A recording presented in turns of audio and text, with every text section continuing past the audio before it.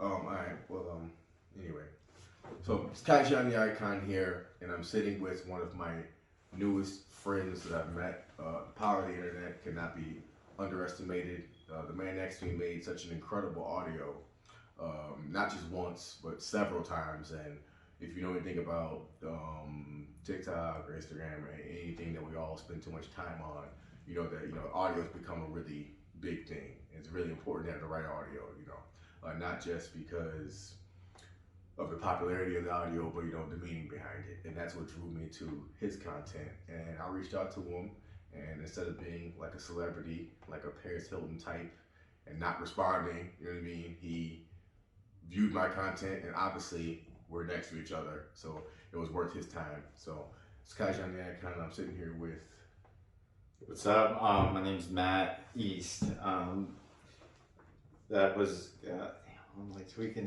So I met Qyjon through TikTok. It's actually kind of like funny that's like even a thing, right? Like it's just another example of like all the shit that you're like the stereotypical parent tells their kid, like a millennial generation of like, oh, don't get in cars with strangers, don't like meet people you met from the internet in real life, Absolutely, like hop in Uber, and then like this circumstance. But like I think something you talked about that was interesting is like the audio aspect of it, and like just when I reflect on kind of the things that I put together, it's interesting because it's usually just something that I'll have an idea to do, and I'll put it together, and I'll post it to my story or to TikTok or whatever, not really thinking anything about it or like why I felt like I should have done it or why I did do it, what my motivation was, and then like like a week later, or some point after it's all said and done, I'll go back and I kind of look at it and I'll be like, oh, this is kind of, I'll see the dots that in the picture that they form, like, oh, this is what I was thinking when I pulled this together. So it's interesting because like that, like Steve Jobs, Kanye TikTok thing, I just kind of put it together because I specifically had an intention around it. Yes. Of like, I just really valued the message that I was creating with it. But then I didn't really think about it from the aspect of like the audio type thing that you were just kind of talking about. Well, the beauty of being a creator is that you shouldn't know. Yeah. Right? The moment you think you know the reach that something you create will have is the moment you stop creating and you become strictly a businessman, or you become an industry tool, right? Right. So like if you had made that TikTok, which got over 1 million views, which is a big accomplishment, but if you made it with the intent of getting 1 million views, you know what I mean? Right. It wouldn't be so authentic. It's the fact that it came from like I was talking to you about before we started doing this. Like it came from the abyss. It came from your psyche. It came from what cannot be seen by others. Right. It came from that. You know what I mean? So when it came out of you, you know what I mean? It wasn't start with like, how do I engineer something that's going to get 1 million views? Bingo. It was like, bingo. Hey, this is something that's not that, but it became that. Yeah, and I would just like, they always talk about going viral, how like it's great, but it's like it's not that great, right? Because sometimes when people go viral, right? I won't even say viral. When people get on, it's like the people who get on and stay on are the people who were grinding it out and didn't care about getting on. If that makes sense. Or they grinded it out with the purpose of getting on to facilitate a bigger mission. You know what I mean? A bigger thought process, right? Yeah. I always think about when I talk about authenticity with creators, I always think about Katy Perry, because if you get 12 people in a room, executives, and you say we need a pop star, you're gonna get Katy Perry, right? Okay. White, pretty face, blue eyes, just edgy enough for your teenage daughter to feel like she's a rebel, but just tame enough to like it's just a phase. Right? Yeah. Never talks about anything political, never talks about anything controversial, never does anything, right? If you get 12 of them in the room, right? But here's the thing. she's not Madonna, she's not Beyonce, she's not Rihanna, she's not any of these other artists who are not as cookie cutter, right? Still pop Right. artists, still da da da. The point is, I think of Katy Perry when I think of artistic authenticity because I think that she was made in a vacuum and she was kind of not forced upon us, but she was given to us by the industry. Right. And that's why she has not lasted, and that's why she has not transcended, right? Because there's being on, and then there's transcending. And every artist, I don't care what any artist, I don't care what any creative person says, they want to transcend. They want their name to be synonymous with what they create, and they want their name to carry that weight. Right. So I always think of that, and it pushes me to not get so caught up in if I ever get on, because that doesn't matter. What matters is my authenticity as a creator, because you can get on and get off. Right. Because to me, Katy Perry's off right now. If you ask me, like her records aren't hitting the same. Yeah. Right. Because you were never authentic to begin with. Yeah. No, I definitely see what you're saying there, and kind of like, oh man, I had a thought it was gonna follow on to that. It was so perfectly. It was like.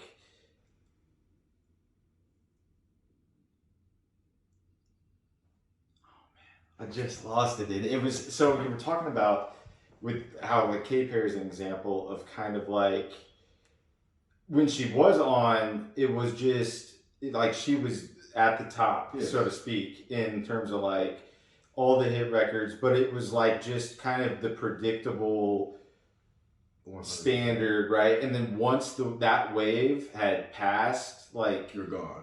yeah, and so it's like. I think when I think about like going viral more in like especially like something on TikTok, like you see there's a lot of creators, and I don't really consider myself a creator in the TikTok sense because I feel like that's like, I don't have any special ambition to become like a TikTok influencer. That's what I think of when I hear creator in the TikTok sense, but like you see people who just do the one skit there's like a million iterations on it, or the one character, and they do a lot of different takes. Like something that was when you were showing that like screen recording of like scrolling through TikTok, there was that dude who like is like the pissed off like retail store worker. You know what I'm talking about? Yeah, he keeps doing it. Yeah, like that's like his character, and it's funny as fuck, but it's like that's like when you were talking about like when you go viral, there's like you find something that is like people, it's kind of like when you were talking about like using Runaway as like the soundtrack to shit. Is like people, they have like some moment of success and then they latch onto that. Yes. And they try to ride that wave, and then they stop like, you know, who knows what bigger waves they could have been on, or like they could have been the tidal wave, but they chose like, oh, I got up on the board on this wave, let me keep riding this one. And they kind of, I think that is kind of the trap that people fall into who actually do get high levels of like financial success as a result of being creative. What I want to say is, because you know, me and you, you know, we met because of Kanye West and Steve Jobs, and that video you made, you know, that's what led me to you. But there's you said something about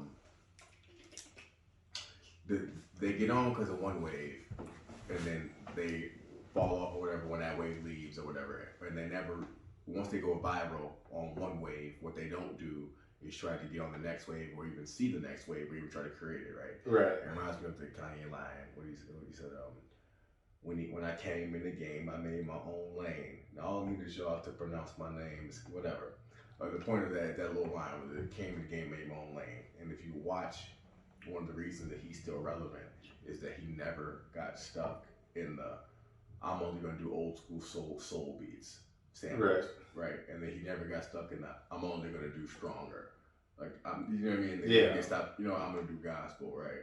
And then now he's on a mix of this gospel rap, like synth, 35 different bars, instrumental in the middle with whistling, like, you know, and that's an authentic artist, right? Because you can't grab more than 2 albums in a row and say they sound similar, right? You can't. It's right. And whereas like Drake, somebody is like, yeah, he has shit that bangs, and he's still, I mean, he's been like probably one of the number one artist he's a commercially for a decade. He is a wave rider. Right. It's called actually the Drake stimulus package. Any new wave, what Drake will do is he'll do at least 1 or 2 songs with you, right? To stay, right? Yeah. So he has a different way of, if you ask me, not being an authentic artist because he's not creating the wave. He will jump on it though.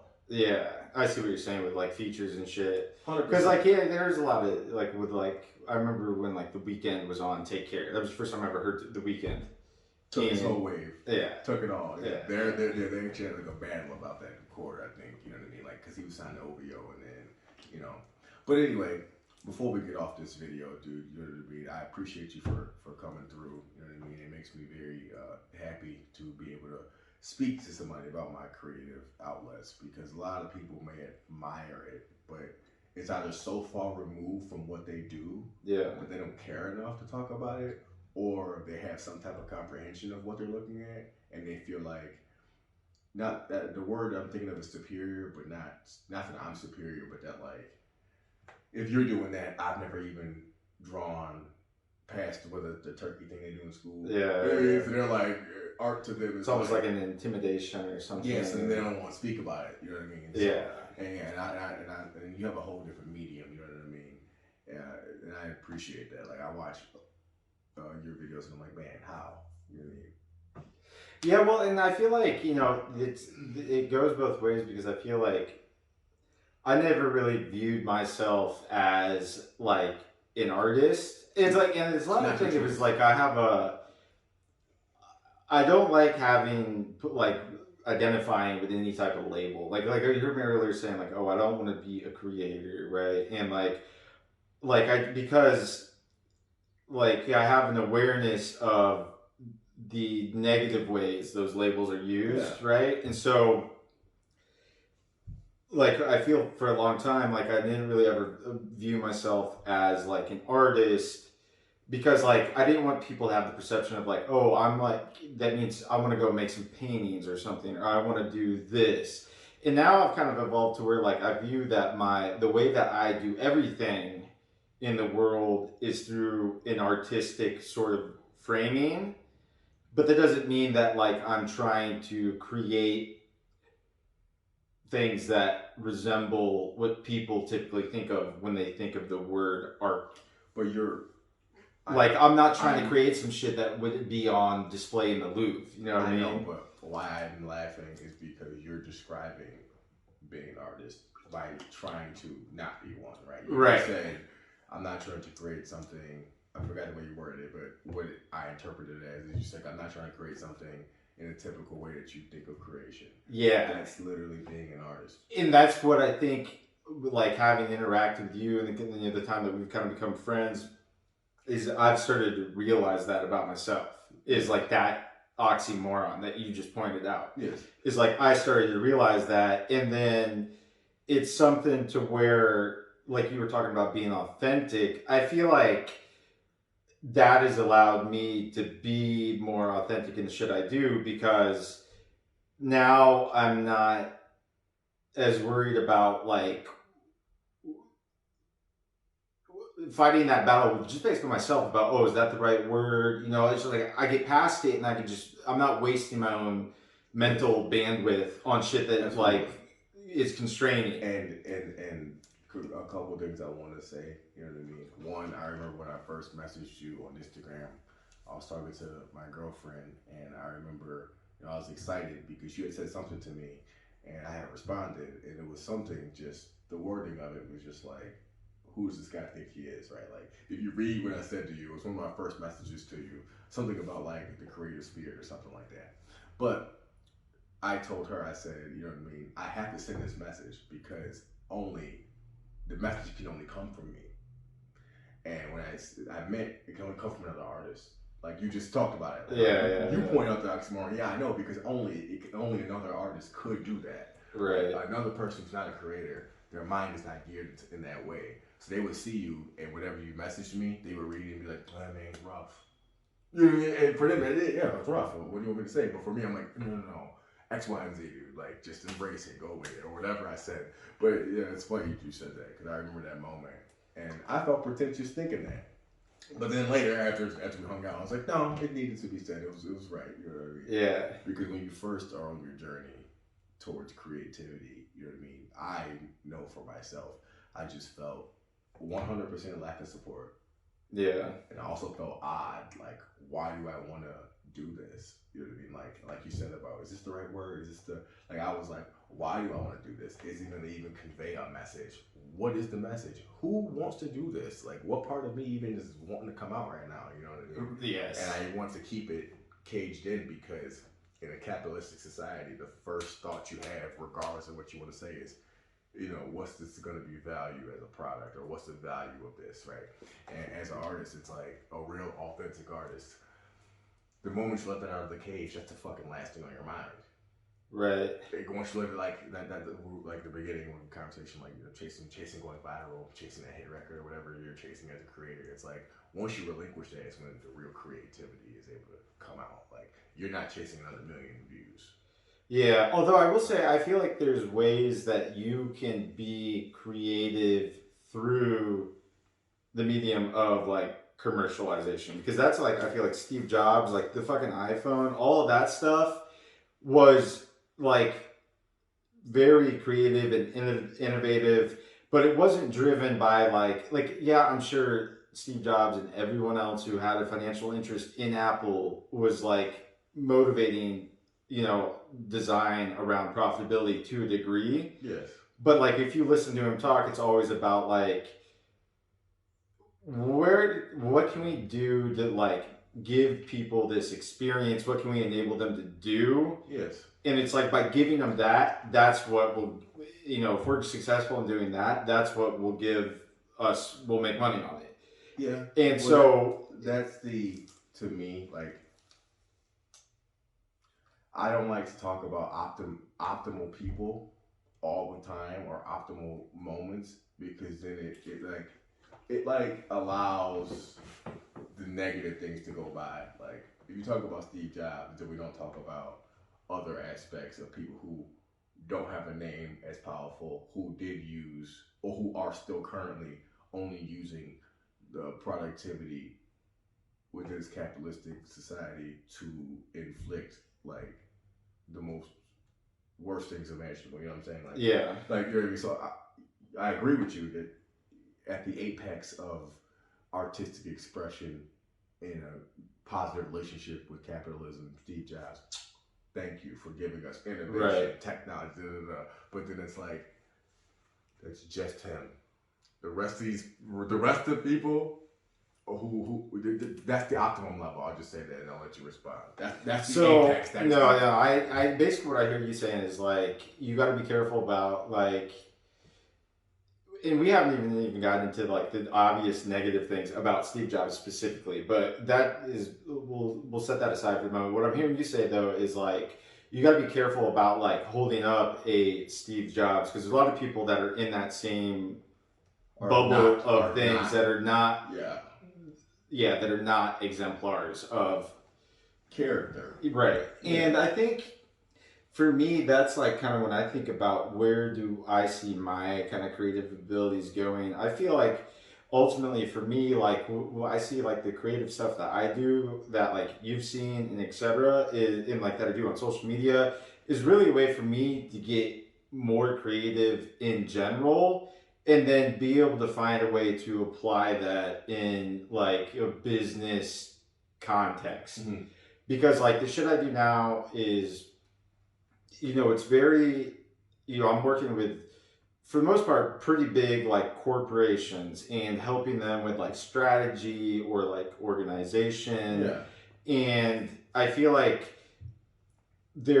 I can see a path where the scale that I can have in terms of a platform is much, much larger through that avenue than where it is today, or where I can foreseeably go through more like something that you would look at and would feel like art, as opposed to like being creative in a business setting. You would never say, oh, like that CEO made a really artful decision right there. Like maybe you would, but like that wouldn't be the way it was. And like for me, that's kind of what I'm looking for in getting more creative is so that like, because I feel like everyone who has had that icon type status that you're talking about, Yes. or like become like, yeah, like the icon or the symbol or whatever, is they saw something that everyone else could see, but just didn't, like everyone else is seeing it, but they're not paying attention to Yeah. it, and they were the only ones to like would like see it and then do it. Well, they took the risk, which is another aspect of being. I mean, there's a risk to it for sure, but I think If some of it everyone's is looking at something, but no one's doing it or taking action, right? yeah, It's a risk because there's a reason that they didn't do it. It's either scary, it's too big, it's too large, it's too, you know what I mean? yeah, Like, so from based off what you just said, you know what I mean? I understand, and that is like every person's dream. I wouldn't just say ours. Every person's dream is to work in a way where they're like benefiting everyone, right? Like if you're a good person, yeah, you yeah, want your efforts, no matter what you do, to be benefiting everyone at the largest scale that you could possibly manage, right? right, yeah, So what I will say though is, if in your life they remain separate, as long as you don't lose either one and you remain in balance, you know what I mean, then you're good, right? Because your creative venture and your business venture, they may never hit the apex. right, They just may never. You know what I mean? Like they may be too. You know what I mean? They might, and then yeah, optimization, apex, Steve Jobs, Jesus Christ, Matt East is the greatest financial advisor, as well as helping people. He's you know what I mean? But they may never gel at that level. So my right, hope or my suggestion is to just never lose. Don't lose one at the not expense, but like don't lose one to benefit the other one. right. You know what I mean? Like No, that's you my 100%. struggle. Yeah, It's been my struggle as a creator is that like I want to create this, but I gotta go to school. yeah, I want to create this, but I gotta go to work. I want to create this, but I gotta do this. You know what I mean? right. My last thing that I want to, or last topic that I want to get to, was, and yeah, how do you feel about the art piece? The Anatomy of a Genius. So I just made this art piece. Whoever watches this video, I just made this art piece. It's a Kanye West art piece, and you know what I mean. He's one of the people who motivated me. Besides the Genius documentary, and besides Kanye West himself, and my own fandom, right? This young man right here, he continues to use Runaway instrumental in a lot of his audios. He continues using these Kanye West clips, and it helped me to be like, you know what? I'm gonna make an art piece about Kanye West, and I don't care because if it's good enough for Matt East, it's good enough for me. You know what I mean? So now that you see it in person, first person to see it, in person, right? People see it on the internet, but he's the first person seeing it in person. So what are your thoughts on this?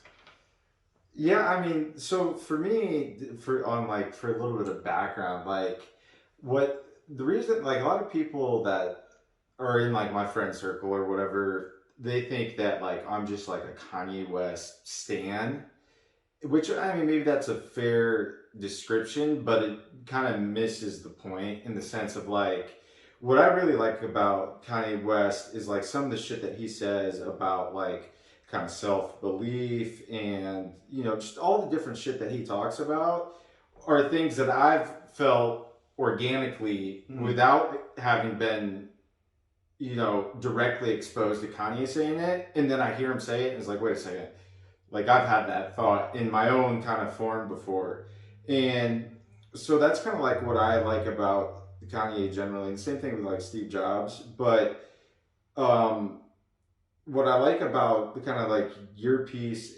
this piece in particular, but kind of the work that you do more generally is just like I was saying earlier, the way that there's different quadrants to it. Because like when you were talking about the quadrants, when I first came in, you were telling me, kind of give me the story of each of them. I was immediately thought of the like MAGA hat one, where it was like linking JFK, Reagan, Trump in a quadrant kind of layout, and how each one was connected to the whole piece, but was its own kind of like universe. Yeah, own little moment. And that is over the span of what, like 250 years or whatever, Yes. or I guess.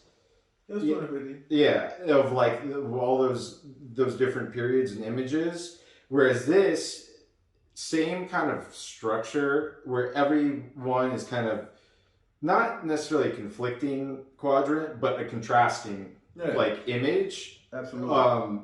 Of like kind of expressing Kanye, but also kind of more like broadly. I feel like because kind of like you were going back to saying like with the notion of being like a symbol for something is that at a certain point it's no longer the individual. It's just what you said, it becomes synonymous with something bigger. Yeah, the highest form of existence is when you reach the level of a symbol. So, and that's what I feel like this is. But I'm trying to talk more to that. Well, because that's one of the reasons why I was motivated to make the art piece, is because I it's hard fought to reach that level, and nobody wants to give you that. You know what I mean?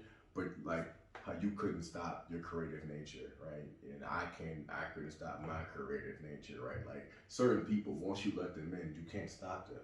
Like you cannot stop them. This person is the symbol of that. Like, so yeah, the highest form of existence is a symbol, and that's why I made this art piece, because I'm like, he's reached that level. Like you see his face, just his face, and you immediately think, first thing you think is music, second thing you think is creative, third thing you think is artistic, fourth thing you think is free spoken, or maybe not in this exact order, right? But in this order, says whatever comes to his mind. These are the symbol, immediate, like a bolt of lightning. That's what you think when you see his face. So like, you deserve an art piece once you reach that level. To me, there's many different people who reach this point, and like you said, it becomes bigger than you. The individual no longer matters. Like honestly, nothing he like. Let's say, God forbid, he died right now. Like he's gonna be held up as one of the top 10 artists of all time in any medium that you can think of. Because I will say, in doing the art piece, it's incomprehensible how thick his catalog of music is. I just heard a Keisha Cole song, did not know he produced it. You know what I mean? Because you gotta encompass Jay-Z, you gotta encompass Pusha T, you gotta encompass Big Sean, you gotta encompass everything that he had a little hand in. Scarface, you have to encompass all that, and then the live performances, and then you know what I mean? Right. So I won't go on too long of a rant, because I definitely don't want to, you know what I mean, speak too long about it. But yeah, the level of a symbol, you know what I mean? And I'm glad that you got that from looking at the art piece. Like, and I think it does a good job of not only that, but then also talking about like going back to like the Katy Perry thing is like this kind of visualizes, it tells visually what you would otherwise need to like listen to each one of the different albums to know if you had never been exposed to Kanye, which is that like it's not just the same fucking thing with the fresh features. Absolutely not. And there is an extent to where like he relies on features in some albums more than others, but like the actual like the genre of it, like it's all like hip hop per se, but like